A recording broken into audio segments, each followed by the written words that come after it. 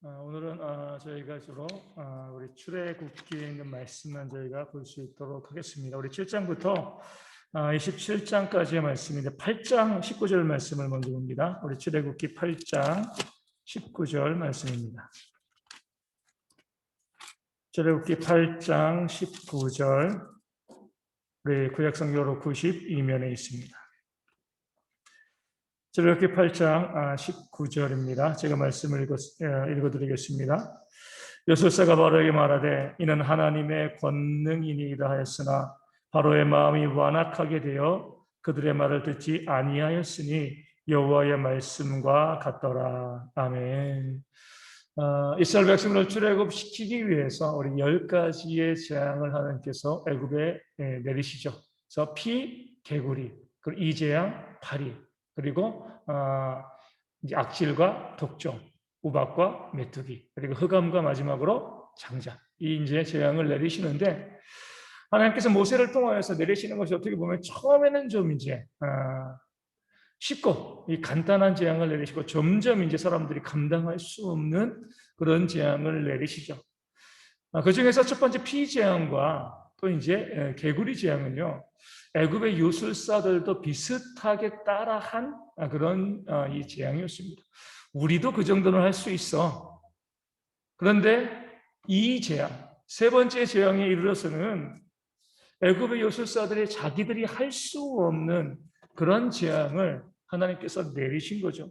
그들도 한번 해보려고 했습니다. 우리 18절 말씀에 보면 자기 요술로 그같이 행하여 이를 생기게 하려 하였으나 못하였고, 우리도 그 정도 할 수 있어라고 생각되었는데 자기들이 이제 더 이상 할 수 없는, 손댈 수 없는 그런 하나님의 능력이 나타난 거죠. 그제서야 이는 하나님의 권능이다라고 고백하게 되어지는 거죠. 여기에서 지혜로운 자와 어리석은 자가 나타납니다. 지혜로운 자는요, 내가 할 수 있는 일이지만 거기에도 하나님의 권능을 부하는 자가 지혜로운 자. 내가 할 수 있다고 내가 하고요. 내가 할 수 없을 때 비로소 하나님께 손드는 것은요, 그것은 지혜롭지 못한 어리석은 모습이 되어지는 거죠. 내가 할 수 없는 일을 물론 하나님이 하시지만 내가 능히 할 수 있는 일에도 하나님의 권능이 있습니다. 내가 능히 할 수 있는 일에도 하나님의 역사가 있는 거죠. 그러하기 때문에 우리가 범사에 또 쉬지 않고 기도하는 거예요.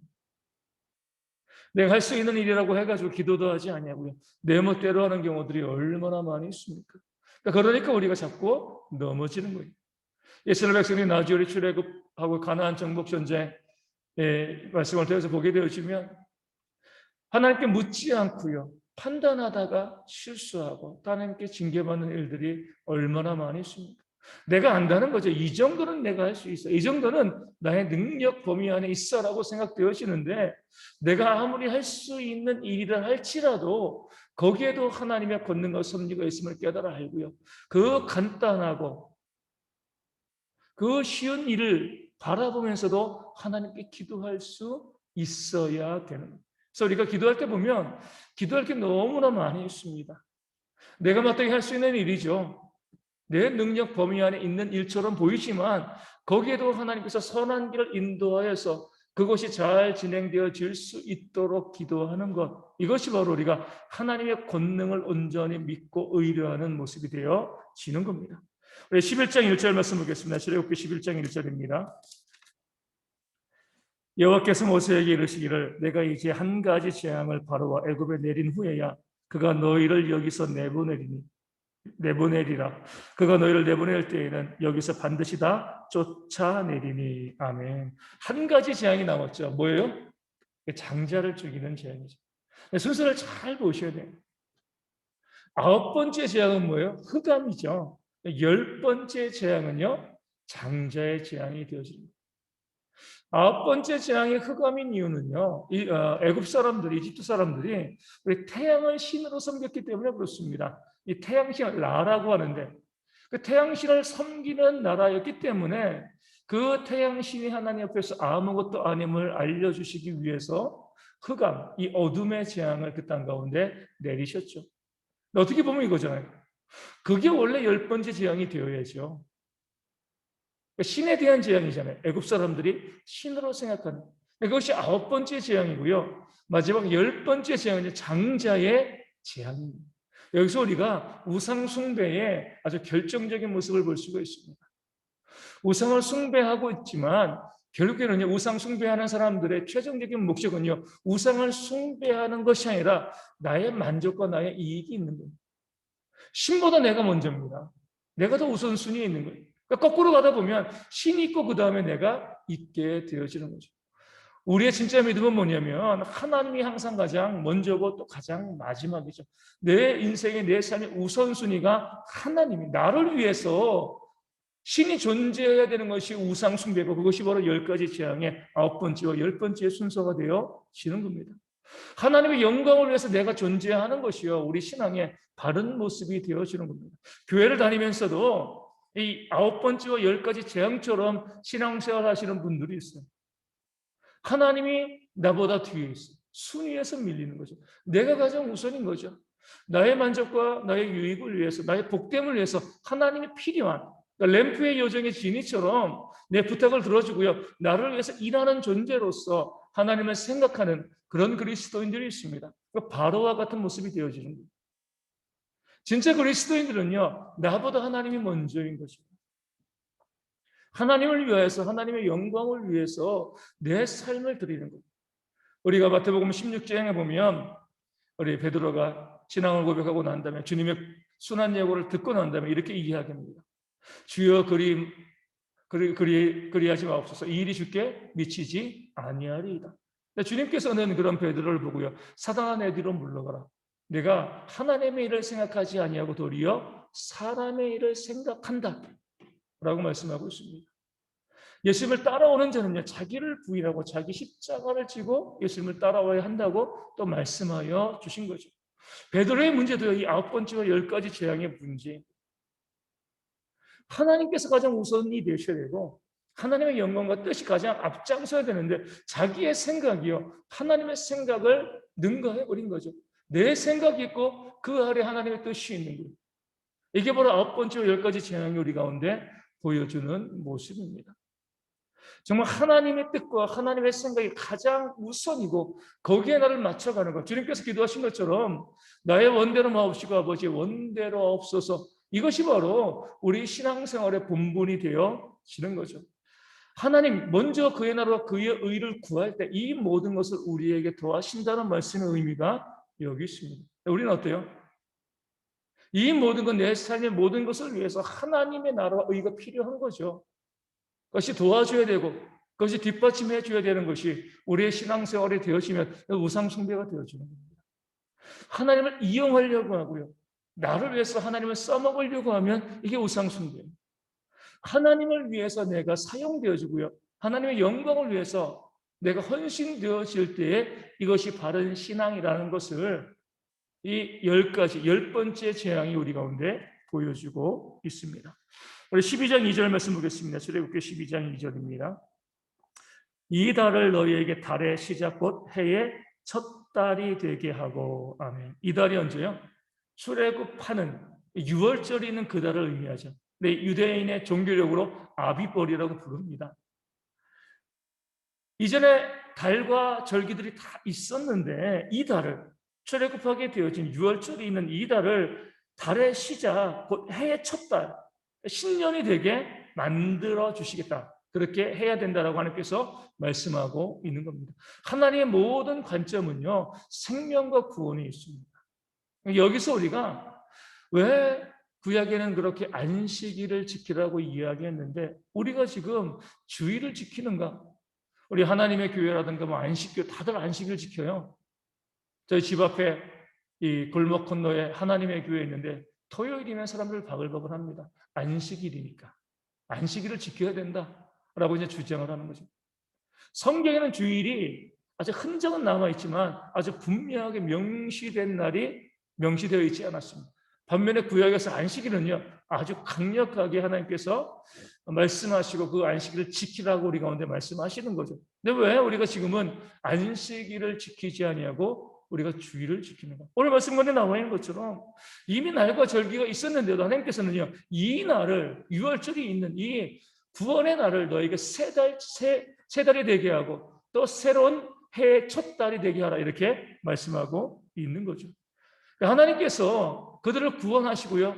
그들에게 새로운 생명을 주신 그 날이 하나님 보시기에는 가장 중요한 날이고 그 날의 첫날이 되어지는 겁니다. 그런 면에서 우리가 예수님께서 십자가에 달려 죽으시고 부활하신 주일, 그 주의 날이 우리에게 구원과 생명의 보증의 날이 되어지기 때문에 이제부터는 이 말씀대로 새롭게 생명이 시작되었기 때문에 우리가 주일을 지키는 거죠. 처음에 안식일을 말씀하실 때도 하나님께서는 우리 뒤에 이제 우리 십계명 나오지만 이 땅의 모든 생명을 창조하고 쉬었기 때문에 생명을 주셨기 때문에 안식일인데 우리 신명기의 십계명에 나가면 어떻게 해요? 너희를 구원해냈기 때문에 안식일을 지키라고 말씀하고 있습니다. 안식일은 구원을 기뻐하는 날이에요. 생명을 주시는 것을 기뻐하는 날입니다. 그렇기 때문에 우리에게 영생이 주어진 부활의 첫 열매신 예수님께서 이 땅 가운데 부활하신 그 주일을 지키는 것, 이것이 바로 하나님께서 우리 가운데 명령하신 그런 주일, 우리 섬기는 날이 되어져야 한다고 오늘 말씀 우리 가운데 보여주고 있는 것입니다. 우리 12장 6절 말씀 보겠습니다. 출애굽기 12장 6절 말씀입니다. 이달 연나흘까지 간직하였다가 해질 때에 이스라엘 회중이 그 양을 잡고, 양은 언제부터 준비해요? 10일째 열흘 되는 날 양을 준비하여서 4일 동안 그 양을 간직하고 있다가 이 6월절에 그 양을 잡아 먹는 거죠. 왜 4일의 시간 동안에 그 양을 이 간수하고 간직하게 두었는가? 하나님께서 그 6월절을 온전히 지키도록 준비시킨 거죠.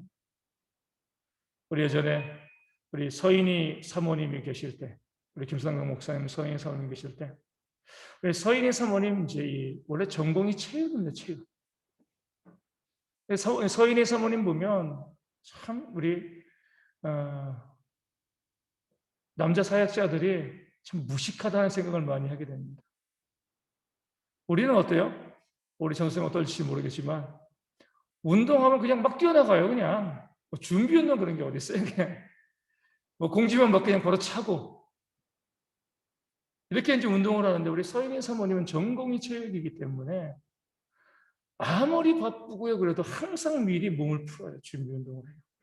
그리고 운동을 하고요. 끝나고 또 몸을 또 풉니다. 이게 몸에 배어 있어요. 그게 지혜로운 거죠, 그렇죠? 보면서 저도 많이 배우죠. 저도 이제 새벽마다 이제 이 새벽기도 갔다 와서 집에서 줄넘기를 하는데 그냥 줄넘기 하지 않습니다. 꼭 전후로 준비 운동을 하고 몸을 풀고 난 다음에 줄넘기 뭐 크게 운동할 거 없거든요. 그래도 몸을 풀고 다리 풀고 어깨 풀고 그 다음에 이제 줄넘기를 하고 또 마무리할 때 또 좀 귀찮지만 또 이제 이 몸을 다시 한번 정돈해주고 이제 운동을 마치죠. 그러니까 준비되었을 때 가장 좋은 결과가 나오기 때문에 그렇습니다. 우리 하나님도 그런 것을 우리 가운데 말씀하시는 거죠. 아무런 생각 없이 그냥 유월절 되니까 그날 당장 가가지고 양을 구하면 흠없는 그런 양을 구하기가 어렵죠. 또 그날 준비하다 보면 많은 실수와 문제점들이 발생하게 되어집니다. 그러니까 4일 전에 하나님께서는 그 양을 미리 준비하였다가 그 준비된 양을 정한 때에 잡음을 통하여서 그 온전히 유월절을 지킬 것을 그들에게 명령하고 계신 겁니다. 뭐든지 준비되어질 때 하나님의 은혜가 더 충만하게 임하게 되어집니다. 제가 예전에 말씀드린 것처럼 제가 이 인격적으로 하나님을 처음 만나고 첫 이제 성찬 때 그 성찬 때 정말 얼마나 큰 은혜를 누렸는지 몰라요. 정말 큰 은혜가 저에게 임했습니다. 근데 보면은요 성찬 예식이 특별한 게 없어요. 예전에 했던 그 방식 그대로예요. 똑같은 방식으로 성찬 예식이 진행되어지는데 또 수도 없이 그 성찬 예식에 참여했는데 그때만큼은 성찬이 다르게 하나님의 은혜가 충만히 임하는 것을 경험하게 되었습니다. 차이는 저에게 있었던 거죠. 예전에는 준비 없이 그냥 성찬 때가 되었을 때 오늘 성찬인가 봐. 주일날 와서 하는 거예요. 그 전주부터 광고를 해도 준비하지 않고 일주일 살아가다가 성찬 때가 되면 오늘 성찬이 있구나. 주는 대로 빵 먹고 포도즙 마시고 끝 지나가 버렸는데 그때 처음으로 하나님을 만나고 난 다음에 그 성찬에 있다는 사실을 알고 그 성찬을 위해서 정말 충분히 기도하고 오랫동안 기도하고 그 성찬 자리에 앉아 있었던 거죠. 그럴 때 하나님이 주시는 충만한 은혜가 임하게 되어지는 거예요. 우리도 마찬가지입니다. 준비해야 돼요. 우리 준비함이 없이 우리가 하나님의 자리에 나갈 수 없게 되어집니다. 준비하고 나가서 나갈 때 하나님께서 주시는 은혜가 충만히 있는 거죠. 그래서 우리가 주일날 저 뒤에도 저렇게 봉투를 헌금 봉투를 많이 이제 준비해 놓은 것도 그거잖아요. 미리 헌금도 준비해서 준비된 것으로 하나님께 드리는 것. 또 주일날 입을 옷도 미리 준비해 놓고 또 주일날 온전히 예배하기 위해서 또 토요일부터 시간을 잘 정돈해서 피곤하지 않도록 예배에 집중되도록 그렇게 와서 예배할 때 그 예배를 통해서 하나님의 은혜가 임하고요. 또 우리가 하나님이 주시는 그런 복을 받게 되어지는 거죠. 남들이 자꾸 이제 저에게 대해서 이제 그렇게 이제 너무 이제 고리타분하게 살아간다. 이렇게 이제 이야기하시는 분들도 많죠. 왜냐면 저 집에 가면 오늘 이제 수요일 빼고는 8시 되면 자리 깝니다. 잘 준비하는 거죠. 9시 되면 거의 자요. 저한테 9시, 10시 넘어서 막 전화, 우리 교인들은 이제 아셔서 8시 50분만 전화해도 목사님 안 주무시죠? 이렇게 이제 먼저 물어보시는 거죠. 그 시간에 자야지 새벽에 일어나고요. 또 그 하루를 또 하나님께 기도하면서 잠을 제대로 못 자고 새벽에 일어나고 있으면 기도가 안 돼요. 피곤하니까 당연히 안 되죠. 그 기도를 하기 위해서 그 전날부터 아무리 중요한 경기가 있고 방송이 있고 프로그램이 있어도 그게 중요한 게 아니죠. 내가 나와서 기도하는 것, 내가 하나님께 예배하는 것. 그러니까 거기에 모든 것에 준비하고 맞춰 나가는 거죠. 그럴 때 하나님께서 주시는 은혜가 우리 가운데 있게 되어줍니다. 그러니까 그런 준비하는 신앙이 우리 가운데 있어야 되는 거죠. 우리 11장 13절 보겠습니다. 출애굽기 11장 13절입니다. 내가 애굽 땅을 칠 때에 그 피가 너희가 사는 집에 있어서 너희를 위하여 표적이 될지라. 내가 피를 볼 때에 너희를 넘어가리니 재앙이 너희에게 내려 멸하지 아니하리라. 12장 13절인가요? 네, 12장 13절. 11장 13절, 12장 13절 다시 읽어드리겠습니다. 내가 애굽 땅을 칠 때에 그 피가 너희가 사는 집에 있어서 너희를 위하여 표적이 될지라. 내가 피를 볼 때에 너희를 넘어가리니 재앙이 너희에게 내려 멸하지 아니하리라. 아멘. 문인발과 문설주에 어린 양의 피를 바르는 거예요. 이게 정말 중요한 거죠. 왜냐면은 죽음의 천사가 다른 거 안 봐요. 그 안에 있는 사람들이 어떤 사람들인가 보지 않습니다. 그 문인방과 설주에 어린 양의 피가 묻어 있으면 그 집은 넘어가는 거예요. 만약에 그 안에 애굽인의 가정이 있고 애굽인의 가정이요 이 소식을 듣고요 어린 양을 잡아서 문인방과 문설주에 발랐으면 그들도 넘어가는 거예요. 피를 본다고 했습니다. 다른 거 안 보는 거예요. 유대인의 가정인데 이스라엘 백성인데 말씀에 순종하지 않고요 피를 바르지 않으면 그 집의 장자는 죽습니다. 어떻게 보면 모세를 통하여서 하나님께서 유월절을 말씀하시는 것이 너무나 기가 막힌 이야기잖아요. 우리가 잘 알고 있으니까 그렇다라고 하지만 어린 양의 피를 문에 바른다고요 사람이 죽지 아니하고 바르지 않으면 사람이 죽고 전세대고행에 나오는 것처럼 어떻게 보면 말도 안 되는 그런 소리인 거죠. 하지만 하나님이 그렇게 약속하셨기 때문에 그것을 믿고요. 그 피를 바르면 하나님께서 그 안에 있는 자들을 살려주시는 거죠. 그 죽음의 천사가 넘어가는 겁니다. 우리가 구원받는 것도 마찬가지죠. 예수를 믿으면 되는 거예요. 그것이 피를 바르는 거죠. 다른 것이 필요한 것이 아니에요. 우리 가톨릭도 그렇고 많은 다른 교회에서는요. 피를 바르는 것과 좀 부족해. 그 안에서 그 성실하고 또 헌신하고 이런 모습들이 있어야지 그것을 보시고 하나님께서 구원하시는 것이지 그 피 갖고 구원받는 거 아니야. 이렇게 이야기하죠. 피에다가 사람의 공로까지 더해져야지 구원받는다라고 주장하는데 유월절은 분명히 말씀하고 있습니다. 피만 보는 거예요. 내 말을 믿고 의심하는 마음이 있어도 괜찮습니다. 하지만 일단 피를 바르면은요 그 집은 사는 거예요. 그 안에 살고 있는 사람이 어떤 사람들인지, 얼마나 강한 믿음을 갖고 있었는지 그 중요하지 않아요. 피를 발랐느냐 바르지 않았느냐, 여기에 따라서 구원이 있고 없고가 결정되어지는 겁니다. 이 구원이 오늘 우리가 받는 구원이 되어지는 거죠. 이 원리가 우리 가운데 있는 거예요. 나중에 우리 광야에서 보면 이스라엘 백성들이 불순종하다가 이 불뱀에게 물리게 돼요. 그럴 때 하나님께서 모세에게 놋뱀을 만들어서 달고요, 그 뱀에 물린 자들이 그 놋뱀, 그 장대에 높이 달린 그 놋뱀을 바라보면 낫고 아니면 죽는다, 이렇게 말씀하십니다. 이것도요 지극히 황당한 말씀이죠. 아니, 뱀에 물렸다고 해가지고 놋으로 뱀을 만들어서 그 뱀을 보고 살면은요, 뭐 전갈에 물리면 전갈 만들어 놔야 되고, 뭐 이것저것 짐승에 물리면 그것을 만들어 놓으면 사는, 어떻게 보면 너무나 비과학적이고 말도 안 되는 그런 말씀을 하나님이 주셨습니다. 그 말씀을 주셨을 때, 야, 정말 너무나 말도 안 된다. 뱀에 물렸다고 놋으로 만든 뱀을 보면 산다는 게 말이 안 돼. 안 쳐다보면 야, 정말 그럴까? 하지만 쳐다보면 사는 거죠.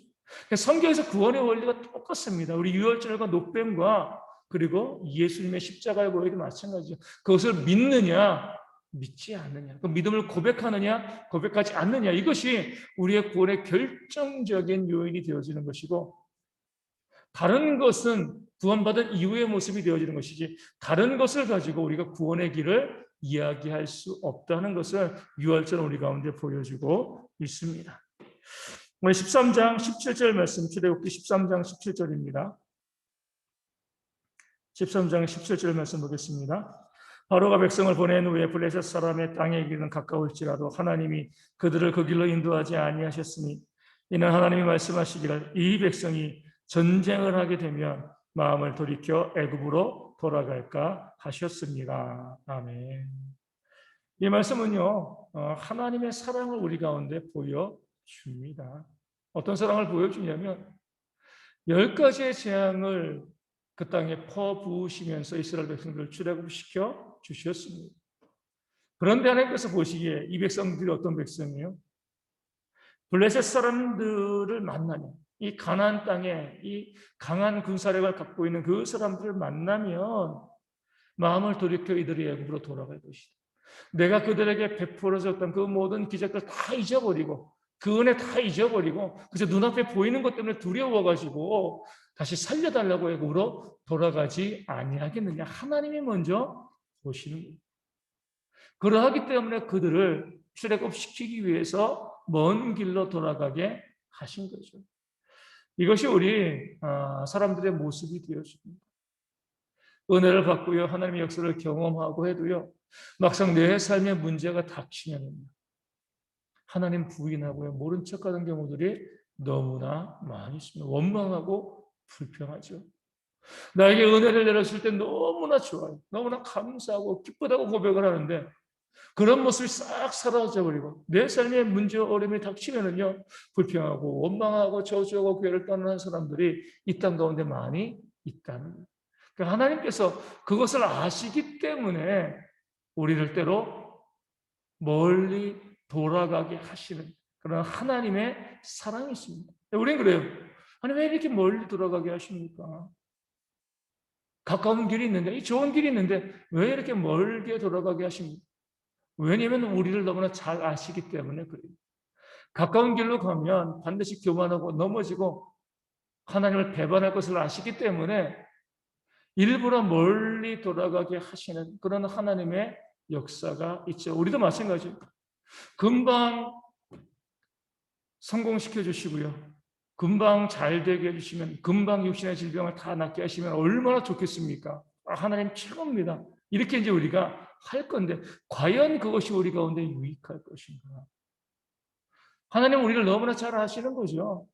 그렇게 금방 잘 되게 해주시고요, 금방 회복시켜 주시고, 금방 좋은 것을 주시면 우리가 정말 더욱더 감사하면서 믿음의 생활 잘 해나가는 것이 아니라 오히려 하나님을 떠나서 세상으로 달려갈 것을 아시기 때문에 금방 고쳐줄 수 있고요, 금방 성공케 하실 수도 있고, 금방 회복시켜 줄 수 있음에도 불구하고요, 때론 멀리 돌게 하시는 그런 하나님의 그 지혜와 사랑이었습니다. 우린 그것을 깨달아 알지 못하고 여전히 원망하고 불평하죠. 우리를 보시고 우리를 잘 아시기 때문에 그렇게 쉽게 좋은 것을 주시지 않는 그러나 하나님의 사랑을 깨달아 알 수 있는 지혜가 또한 우리 가운데 있어야 합니다. 우리 14장 11절과 12절 말씀 보겠습니다. 14장 11절과 12절. 그들이 또 모세에게 이르되 애굽에 매장지가 없어서 당신이 우리를 이끌어내어 이 광야에서 죽게 하느냐 어찌하여 당신이 우리를 애굽에서 이끌어내어 우리에게 이같이 하느냐 우리가 애굽에서 당신에게 이런 말이 이것이 아니냐 이르기를 우리를 내버려두라 우리가 애굽 사람을 섬길 것이라 하지 아니하더냐 애굽 사람을 섬기는 것이 광야에서 죽는 것보다 낫겠노라. 아멘.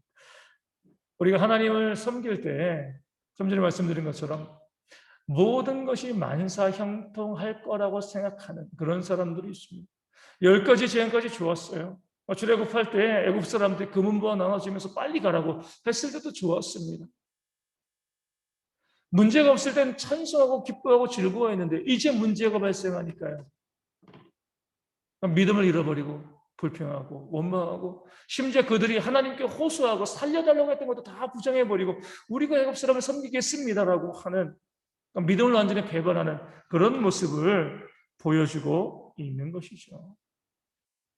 우리가 믿는 사람으로서 우리의 삶에 고난이 있게 된다는 것을 우리가 꼭 아셔야 돼요.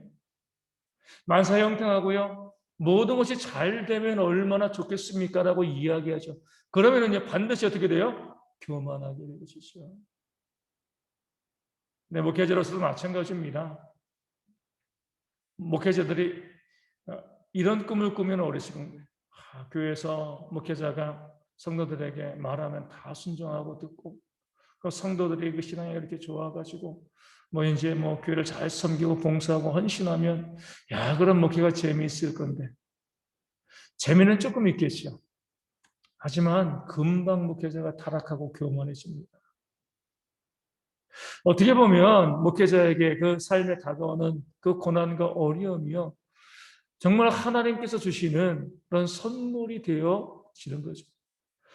함부로 우리가 이야기하는 것이 쉽지 않지만 우리 주님의 교회 조병선 목사님 사모님 우리 유황암으로께서 이제 오늘 퇴원하고 이제 방사선과 항암 치료 받습니다. 고통스러운 과정들을 겪게 되시는데 지금은 우리가 잘 모르고 함부로 이야기할 수 없지만 나중에 모든 것들이 회복되었을 때는 또 이 안에 있는 하나님의 또 사랑을 또 고백할 수밖에 없게 되어지는 거죠. 우리가 잘 된다고 다 좋은 게 아니에요. 때로 고난과 어려움과 아픔을 주실 때에 거기에 우리를 향한 하나님의 사랑이 있음을 깨달아 아는 지혜가 우리 가운데 있어야 됩니다. 뭐든지 잘 되면 다 좋을 거야. 이것은요 하나님이 주시는 생각이 아니죠. 우리 시편의 1편에 보면 복이 있는 자는 어때요? 시절을 쫓아 과실을 맺는다 이렇게 말씀하고 있습니다. 복 있는 자라고 해가지고 만사형통해서요 나무를 심자마자 열매가 맺히는 게 아니죠. 나무를 심으면 자라고요 때가 되어야지 그 열매가 맺히는 거죠. 그 때가 되어지기까지 비바람도 있고요 병충해도 있고 많은 어려움이 있지만 때가 되어서 열매를 맺으면 이 풍년이다라고 이야기하는 거예요. 우리의 삶도 마찬가지입니다. 심자마자 열매를 기대하는 그런 만사형통의 어리석음을 보이고 고난의 순간도 있고요. 어려움과 아픔의 순간들도 있습니다. 하지만 결국 하나님께서 하나님의 때가 되었을 때 가장 좋은 것을 우리 가운데 채워주신다는 그 역사를 기억하고요. 기다릴 수 있는 신앙이 우리 가운데 있어야 합니다. 우리 또 말씀을 해서 보면 우리 16장 4절 말씀 보겠습니다. 출애굽기 16장 4절입니다. 그때 여호와께서 모세에게 이르시되 보라 내가 너희를 위하여 하늘에서 양식을 비같이 내리리니 백성이 나가서 일용할 것을 날마다 거둘 것이라 이같이 하여 그들의 내 율법을 준행하나 아니하나 내가 시험하리라. 아멘. 만나와 메추라기를 주시는 거죠. 그러면서 뭐예요? 일용할 양식을 날마다 거두게 하시는 거예요. 이게 뭐예요? 하나님이 주시는 복인 거예요. 일용할 양식을 날마다 거두게 하시는 것. 이게 하나님이 주시는 참된 복이 되어지는 겁니다. 이것을 통하여서 우리의 믿음을, 우리의 순종을 하나님께서 시험하신다라고 말씀하고 있습니다. 아무리 부자라고 해도요, 일용할 양식을 날마다 구해야지 하나님을 의지하게 됩니다. 이게 우리 삶의 원리예요. 일용할 양식을 내가 날마다 구하는 것. 내가 일용할 양식을 위해서 구할 필요가 없게 되어지면은요, 우리가 죄악의 길로 들어서 있는 거예요. 그러면서 우리는 우리가 가지고 있는 것을 기꺼이 뭐예요? 나누어서 내 삶에 일용한 것만을 남기는 그런 지혜가 우리 가운데 있어야 됩니다. 많이 쌓아두는 것, 많이 가지고 있는 것, 이것을 추구하는 것이 아니라 많이 나눠짐을 통해서 일용할 양식을 가지고 또 그렇기 때문에 매일매일 하나님께 구하고 기도하고 받을 수 있는 이것이 우리의 신앙의 기본이 되어지는 거죠. 그럴 때 하나님께서 이것으로 우리의 믿음을 확인하신다라고 말씀하고 있는 거죠. 진짜 믿음은요, 하나님께서 일용할 양식을 주시기를 바라고 기대하면서 성실하게 그 삶을 살아가는 것. 이게 바로 진짜 믿음이죠. 하나님께서 내 삶에 먹을 것을 주시는 분이시다. 내 삶을 인도하시는 분이시다. 이 믿음이 있어야지 우리가 내가 가지고 있는 것을 남에게 나눠줄 수 있죠. 내 힘으로 벌어서 먹어 살아야 된다고 생각하면요, 쌓아둘 수밖에 없습니다. 하나님을 믿느냐, 하나님을 의지하느냐, 그 말씀 가운데 순종하느냐, 이것은요, 우리의 매일의 삶을 하나님이 책임져 주심을 우리가 믿고 나아가는 거죠. 우리 28절 말씀을 통해서 보면 뭐라고 나와 있어요? 안식일에는요, 우리가 나가서 주술 필요가 없는 거죠. 양식을 구할 필요가 없는 거예요. 매일매일 이용할 양식을 우리가 얻게 되어지는데 안식일에는요, 그렇게 할 필요가 없는 거죠. 왜냐하면 하나님께서 그 안식일 전날에 2일치의 양식을 주셔서 그 안식일에 쉴 수 있도록 해주셨기 때문에 그렇습니다. 이 또한 뭐예요? 우리가 안식일에 쉬어도 하나님께서 우리의 일용할 양식을 채우시고 우리를 살리신다, 우리를 먹이신다. 이것이요, 우리의 믿음이어야 돼요. 그러니까 하나님께서 우리의 공급자 되심을 믿는 것. 이게 바로 진짜 믿음이 되어지는 거죠. 그 믿음이 있어야지요, 헌신도 할 수 있고요, 내 것을 가지고 다른 사람들에게 나눠줄 수도 있게 되어집니다. 그래서 우리가 가장 어려운 것이 이거예요. 정말 말씀 가운데 순종하느냐, 하나님을 온전히 믿느냐. 이것은요, 우리가 하나님께서 나에게 일용할 양식을 주신다, 내 인생을 책임져 주신다, 이것을 내가 믿느냐 믿지 않느냐 여기에 달려 있는 거예요. 그것을 믿지 않으니까, 내 인생 내가 책임져야 된다고 생각하니까요, 내가 갖고 있는 것, 움켜진 것을 나누지 못해요. 미래를 위해서 싸워둬야 되는 거거든요.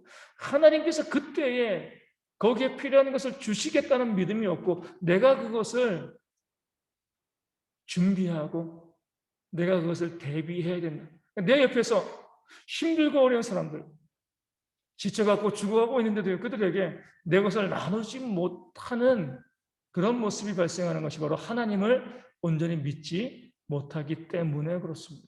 다윗은 고백합니다. 여호와는 나의 목자시니 내게 부족함이 없으리로다. 많은 것을 쌓아두어서 부족함이 없는 게 아니에요. 여호와께서 나의 목자이시니까 내게 부족함이 없다. 이것이 다윗의 고백이 되어지는 것처럼 일용할 양식을 우리가 어떻게 보면 이 시대 우리 교회가 가장 집중해서 봐야 될 주제가 일용할 양식입니다. 내 일용할 양식은 무엇인가? 그 이상의 것을 기꺼이 선한 일을 위해서 쓸 수 있는 것이 우리의 믿음이 되어지고 하나님을 믿는 성도의 모습이 되어지는 거죠. 우리 20장 11절 말씀 보겠습니다. 출애굽기 20장 11절. 쉽게 명이 나오죠. 20장 11절. 이는 엿새 동안에 나 여호와가 하늘과 땅과 바다와 그 가운데 모든 것을 만들고 일곱째 날에 쉬었습니다. 그러므로 나 여호와가 안식일을 복되게 하여 그날을 거룩하게 하였느니라. 안식일을 복되게 했습니다. 왜요? 쉼의 날이기 때문에 그래요. 이 쉼이란 6일 동안 열심히 일하고 난 다음에 쉼이 되어지는 거죠. 이것이 바로 하나님이 주시는 복이에요.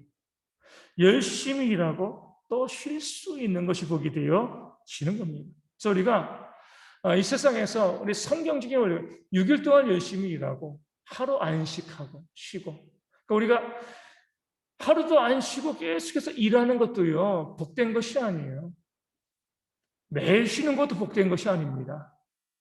6일 동안 열심히 일하고요, 하루를 안식할 수 있는 것. 이것이 우리에게 가장 복되다는 사실을 성경에 우리 가운데 알려주고 있습니다. 요즘은 주 5일제죠. 어떻게 우리가 6일 동안 일해요? 5일 동안 열심히 해서 일하고요. 하루는요, 가족을 위해서 또 부모님을 돌본다든가 또 자녀들과 시간을 가족을 위해서 또 일하고 또 주일은 온전히 교회에 나와서 함께 예배하고 예전에 제가 신학교 다닐 때 이제 그런 생각이 나요. 그때 막 주 5일제를 했거든요. 신학교에서 아주 중요한 그런 이제 이슈였습니다. 야, 주 5일째 하면 사람들이 이제 토요일부터 이제 여러 곳으로 나가게 되어져서 교회가 텅텅 빌 거다. 이렇게 예측하시는 분들이 많았습니다. 근데 저는 그렇게 생각하지 않았죠. 얼마나 좋은 기회냐. 그 전까지는 주 6일 동안 일했으니까요. 주일날, 6일 일하고 주일날 와서 예배하면 가족에게 소홀해질 수밖에 없었거든요. 주 5일째 되어지면 5일 동안 일하고 하루는 가족들과 함께 또 섬기고 또 부모님도 찾아뵙고 주일 더 가벼운 마음으로 더 준비된 마음으로 나와서 예배할 수 있지 않겠느냐. 실제로 우리 보면 주 5일째가 되었다고 해가지고요, 교회를 떠나서 세상으로 나가는 사람들 그렇게 많지 않습니다. 오히려 더 가정에도 충실하고요, 하나님을 잘 섬기는 그런 모습이 있는 거죠. 그래서 우리가 열심히 일하고 또 온전히 안식하는 것, 이것이 바로 하나님께서 우리 가운데 주시는 복임을 깨달아 알고요, 일할 때 일하시고 또 쉴 때 쉴 수 있는 지혜가 우리 가운데 있어야 됩니다. 20장 25절 말씀입니다. 출애굽기 20장 25절. 내가 내게 돌로 제단을 쌓거든 다듬은 돌로 쌓지 말라. 내가 정으로 것을 쪼면 부정하게 함이니라. 아멘. 하나님께 제단을 쌓는데요, 정을 쓰지 말라는 거예요. 다듬지 말라는 거예요. 모양 내지 말라는 거예요. 그냥 좋은 돌 준비해서 자연석 그대로 뭐예요? 하나님께 제단을 쌓고 제물을 드려라 라고 하나님이 말씀하시죠. 중요한 원리죠. 다듬게 되어지면은요, 거기에 경쟁하게 되어집니다. 나중에는 뭐예요? 돌 안 쓰죠. 금 쓰고 그러니까 비싼 것을 해서 제단을 장식하고 그 제단을 장식하느라 뭘 잃어버려요? 하나님께 예배하고 제사하는 것을 잃어버리게 되어지는 겁니다. 제단은요, 다듬지 않는 돌로 쌓는 거예요. 그래야지만 뭐예요? 제사에 집중하고요, 하나님께 집중하게 되어집니다. 우리 교회도 마찬가지예요. 예배하기 위한 그런 조건들 다 갖추면 돼요. 우리 앉아있는 장의자를 최고급 이태리째 하나에 1,000만 원짜리 이런 거 할 필요가 없는 거예요. 그렇게 하다 보면은요, 교회가 예배에 집중하는 것이 아니라 그 의제와 그 교회 시설에 집중할 수밖에 없습니다. 얼마 전에 어떤 교회에서 재작년인가 그렇죠. 교회를 새롭게 짓고 파이프 오르간에 몇십억인가 들였다고 하는 거죠. 그러면 그 파이프 오르간으로 연주를 해야지만 하나님이 기뻐하시는가? 한 1억짜리 그냥 올겐 하나, 그것도 좋은 올겐인데 사고 나머지 돈을 가지고 어려운 이웃들에게 돕고 섬기고 또 전도하고 선교하면 이것이 또 얼마나 복된 것인가? 우리 가톨릭은요, 자꾸 다듬은 돌로 이 재단을 쌓으려고 합니다. 자꾸 모양을 내려고 하는 거죠. 그러니까 부패할 수밖에 없어요. 그러니까 성경은 단순하고요, 소박합니다. 단순하고 소박한 모습을 가지고 오직 하나님에게만 사람들이 집중할 수 있도록 하는 것, 이것이 바로 지혜가 되어지는 거죠. 그래서 우리 몇 번 말씀드렸지만 어떤 개혁적인 교회에서는 교회가 좀 크고 또 반이층이 있으면 성가대를 반이층에 세우는 거예요. 그러니까 성가대석에 앉아서 성가대를 하면서 또 악기를 하면서 사람들이 자기를 드러내고 자기를 자랑하는 경우들이 너무나 많거든요. 그러기 때문에 아예 차단해버리는 거예요. 우리는 하나님께 찬양을 하는 겁니다. 사람들이 성가대 찬양을 보면서 누가 찬양을 잘하나, 누가 은혜롭게 하나, 이걸 바라보는 것이 아니라 그 목소리만 듣는 거죠. 누가 누군지 모르는 거예요. 그럼 성가대에 있는 사람들도 사람들에게 보이려고 찬양하는 것이 아니라 하나님께 찬양하는 거죠. 이게 바로 우리의 온전한 예배가 되어야 됩니다. 나를 드러내고 나를 자랑하고 나를 보여주는 것이 아니라 하나님만을 높이고 하나님만 드러내는 것. 그래서 우리가 화려하게 치장하고 화려한 모습을 보여주는 것이 아니라 우리 보면 요즘도 그러잖아요.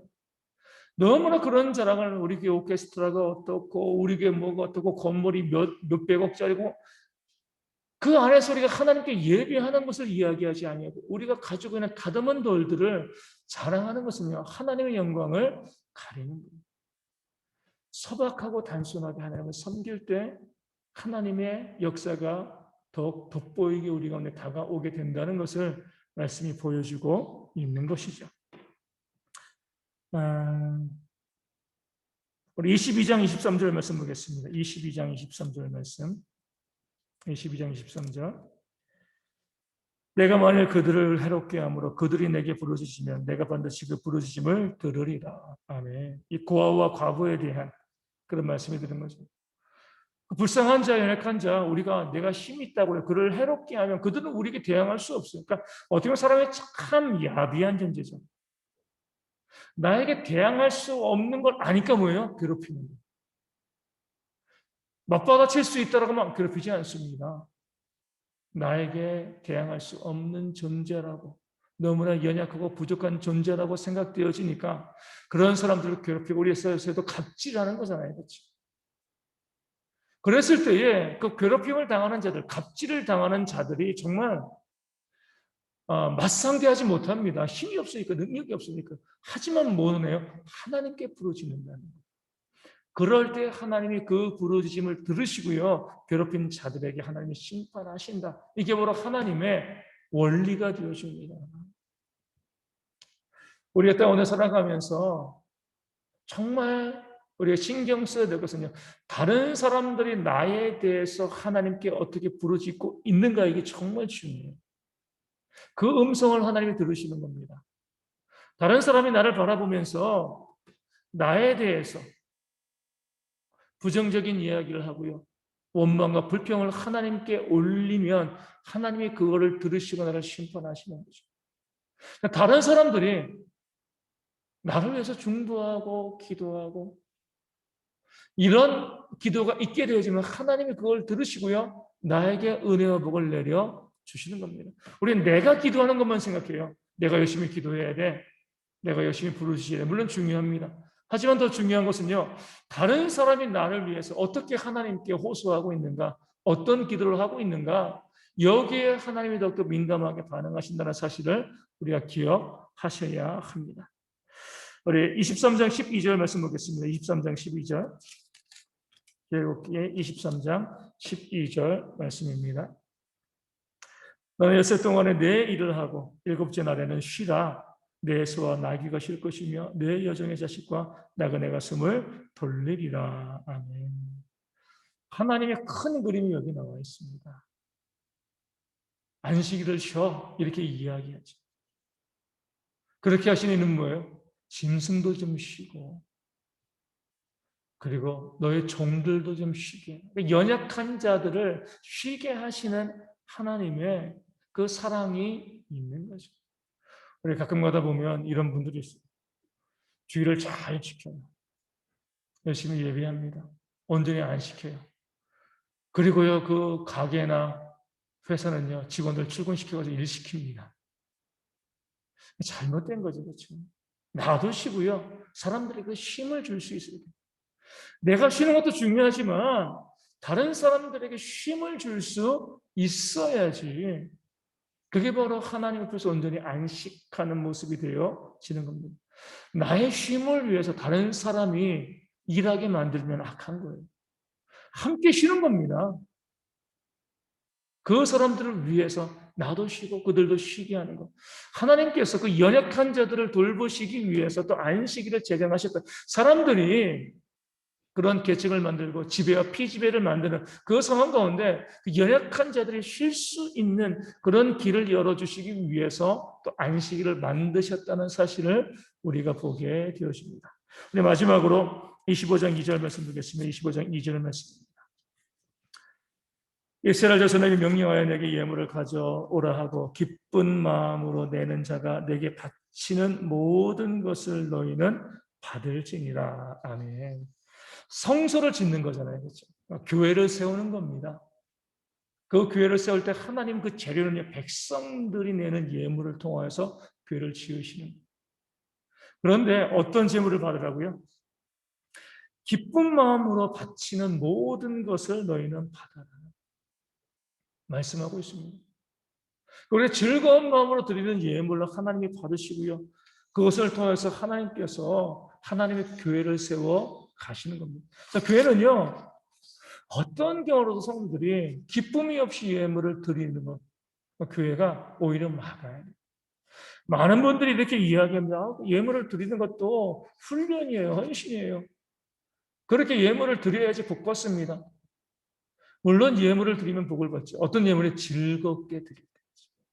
과부의 두 랩돈 1,000얼마밖에 안 하는 게 얼마 안 되는 헌금이라 할지라도 기쁨과 감사함으로 드리면 하나님께서 받으시고 복을 주시는데 아무리 많은 예물을 드려도 억지로 내는 것이라고 하면 하나님이 거기에 복을 내려주시지 않습니다. 그래서 우리가 기쁜 마음으로 하나님께 드릴 수 있도록 교회가 먼저 그렇게 하시고 그것을 통해서 성도들이 하나님께 온전히 드리고 하나님이 주시는 복을 받아 누릴 수 있도록 만드는 지혜가 우리 교회 가운데 있어야 됩니다. 그래서 우리가 교회가 성도들이 드리는 것을 함부로 교회가 또 막는 것도 잘못이에요. 기쁜 마음으로 드리는 모든 것을 받으라고 그랬습니다. 이런 경우가 있었죠. 예전에 어떤 교회에서 교회를 건축하는데 어떤 가정에서 이 전세금을 빼서 교회에 헌금을 한 거예요.